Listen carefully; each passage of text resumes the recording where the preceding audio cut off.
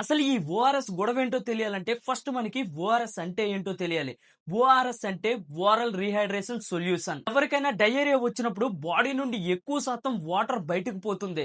ఈ టైంలో ఓఆర్ఎస్ ఇస్తే బాడీలోకి వాటర్ ను పంపించి స్టమక్ లో గ్లూకోజ్ హెల్ప్ తో సోడియం నుంచుతుంది. దీనివల్ల డిహైడ్రేషన్ నుంచి బయటకు వచ్చి నీరసం తగ్గుతుంది. అందుకే ఏ పిల్లవాడికి డయేరియా వచ్చినా ఫస్ట్ పేరెంట్స్ గుర్తొచ్చేది ఓఆర్ఎస్. ఏ పేషెంట్ కి డయేరియా వచ్చినా డాక్టర్ చెప్పే మొదటి మాట ఓఆర్ఎస్. ఇంతలా ఉపయోగపడే ఓఆర్ఎస్ ఎప్పుడైనా ఒరిజినలా ఫేకా అనేది మీరు అబ్జర్వ్ చేశారా? ఖచ్చితంగా చెయ్యరు. దీనికి కారణం ఏంటో తెలుసా? ప్రతి ఇండియన్ గుడిలో దేవుడిని నమ్మినా నమ్మకపోయినా మెడికల్ షాప్ లో అమ్మే మెడిసిన్ మాత్రం ఖచ్చితంగా మెడిసిన్ అనే నమ్ముతాడు. మనం ఓఆర్ఎస్ ఇవ్వండి అని అడగగానే మెడికల్ షాప్ వాడు ఫస్ట్ ఈ ఓఆర్ఎస్ ఇస్తున్నాడు. సో ప్రతి ఒక్కరం ఇది నిజమైన ఓఆర్ఎస్ అనుకోవడంలో తప్పు లేదు. బట్ రియాలిటీ వేరు. ఈ ఓఆర్ఎస్ WHO తయారు చేసిన ఫార్ములా కాదు. ఈ విషయంలో ప్రపంచాన్ని అవేర్నెస్ చేసిన వ్యక్తి పీడియాట్రిషియన్ డాక్టర్ శివరంజని సంతోష్ గారు.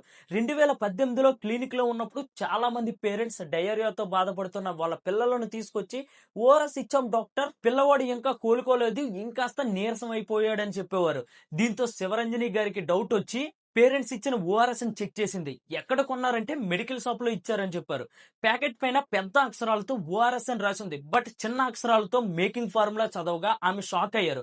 అది WHO ఇచ్చిన ఫార్ములా ప్రకారం తయారు చేయలేదు. అది కేవలం ఒక షుగర్ కలిపిన నార్మల్ ఫ్లేవర్ వాటర్ మాత్రమే.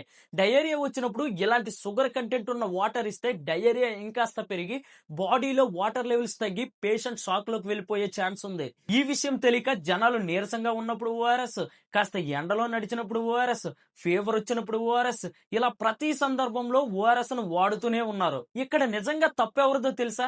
గవర్నమెంట్ది. ఎందుకంటే ఒక సినిమా వాడు ఒక సినిమాకు వాడిన టైటిల్ నే వాడనివ్వరు.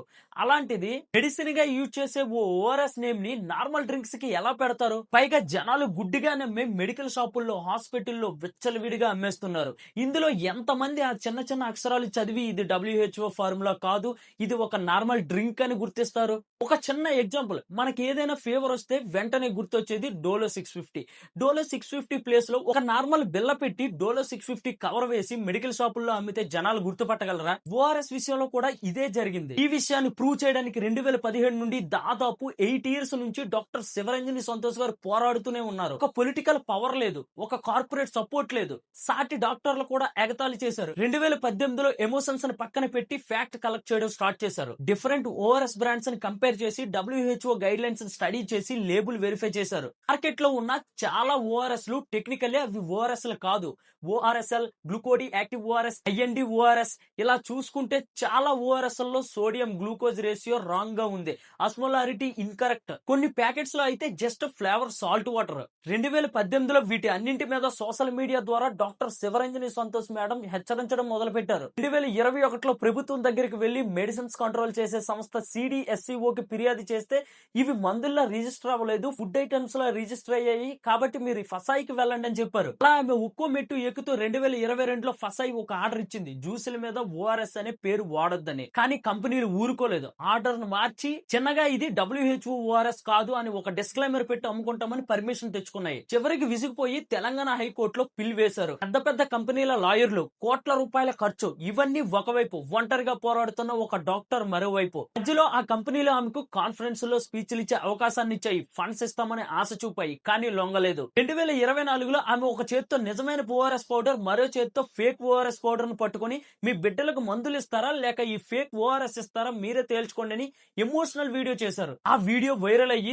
దేశాన్ని కదిలించింది. చివరికి ఆమె 8 ఏళ్ల నిరంతర పోరాట ఫలితం వచ్చింది. 2025 అక్టోబర్ 14న ఫసాయి ఒక చారిత్రాత్మక ఆదేశం ఇచ్చింది, ఇకపై ఏ సాఫ్ట్ డ్రింక్ లేదా ఫుడ్ ప్రొడక్ట్ మీద ఓఆర్ఎస్ అనే పదాన్ని వాడకూడదని. ప్రస్తుతం కంపెనీలు కోర్టుకు వెళ్లి పాత స్టాక్ ను అమ్ముకోవడానికి తాత్కాలికంగా స్టే తెచ్చుకున్నాయి. కేసు ఇంకా నడుస్తూనే ఉంది. కానీ డాక్టర్ శివరంజని గారు ఒక నిజమైన హీరోలా నిలబడ్డారు. ఆమె పోరాడింది కేవలం ఒక పేరు కోసం కాదు, మన ప్రాణాల కోసం. ఇక్కడి నుంచి ఎవరైనా ఇలాంటి ఓఆర్ఎస్ తీసుకున్నప్పుడు జాగ్రత్తలు వహించండి. నిజంగా జ్యూస్ తాగాలంటే తాగండి, తప్పు లేదు.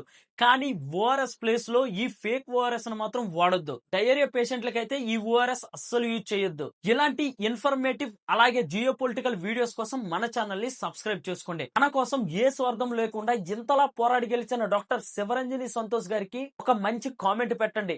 ఈ వీడియో మీకు ఇన్ఫర్మేటివ్ గా అనిపిస్తే ఒక లైక్ చేయడం మాత్రం మర్చిపోవద్దు. మీరిచ్చే లైక్ నాకు ఇలాంటి మరిన్ని వీడియోస్ చేయడానికి కొత్త ఉత్సాహాన్ని ఇస్తుంది. జై హింద్.